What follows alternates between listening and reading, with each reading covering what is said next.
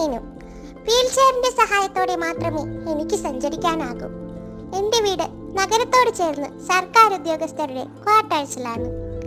എനിക്കൊരു അനിയൻ കൂടിയുണ്ട്. ഞങ്ങൾ കൂട്ടുകാർ 4 പേർ പീലിയുടെ ഗ്രാമത്തിലേക്ക് പോവുകയാണ്. ഇഷ്ടത്തോടെ എല്ലായിടത്തും യാത്ര ചെയ്യാൻ കഴിയുന്ന ആളല്ല ഞാനെന്ന് നിങ്ങൾക്ക് മനസ്സിലായല്ലോ. എങ്കിലും കൂട്ടുകാർ എനിക്ക് എല്ലാ ധൈര്യവും തന്ന് കൂടെ കൂട്ടുകയാണ്. എന്നെ മനസ്സിലായോ? എന്റെ പേര് അപ്പു. നഗരത്തിലെ ഒരു ചേരിയിലാണ്.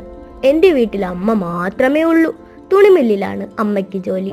അമ്മ എന്നെ ഒറ്റയ്ക്കെങ്ങും വിടാറില്ല. പീലിയുടെ വീട്ടിലേക്ക് പോകുന്നതിന് കൂട്ടുകാരെല്ലാം നിർബന്ധിച്ചപ്പോൾ ഒടുവിൽ അമ്മയ്ക്ക് സമ്മതിക്കേണ്ടി വന്നു. ആദ്യമായി യാത്ര പോകുന്നതിന്റെ സന്തോഷത്തിലാണ് ഞാൻ. വിക്കിയാണ് ഞാൻ. നഗരത്തിലെ ഒരു അപ്പാർട്ട്മെന്റിലാണ് താമസിക്കുന്നത്. എന്റെ പപ്പ ഒരു ബിസിനസ്സുകാരനാണ്. എന്റെ മമ്മി സ്വന്തമായി ഒരു ടെക്സ്റ്റൈൽ ഷോപ്പ് നടത്തുന്നു.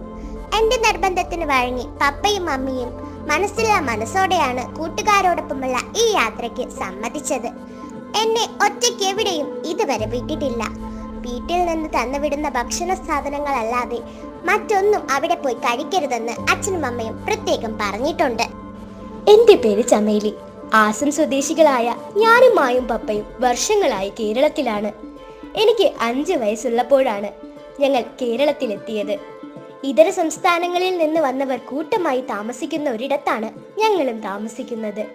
ഞാൻ എവിടെ പോയാലും മായ്ക്ക് പേടിയാണ്. മിക്ക ആൾക്കാരും അകൽച്ചയോടെയാണ് ഞങ്ങളോട് പെരുമാറുന്നത്. എന്റെ കൂട്ടുകാരി പീലിയോട് ഞാൻ ഇതൊക്കെ പറയാറുണ്ട്. പീലിയുടെ നാട്ടിൽ എല്ലാവരും സ്നേഹത്തോടെയാണ് പെരുമാറുന്നതെന്നാണ് അവൾ പറഞ്ഞത്. ഞാനാണ് പീലി. ആ കാണുന്ന കുന്നിന്റെ മുകളിലാണ് ഞങ്ങൾ താമസിക്കുന്നത്. ഞാൻ ഇന്ന് വലിയ സന്തോഷത്തിലാണ്. ആദ്യമായി എന്റെ 4 കൂട്ടുകാർ വീട്ടിലേക്ക് വരികയാണ്. അവരെ സ്വീകരിക്കാനുള്ള തിരക്കിലാണ് അച്ഛനും അമ്മയും.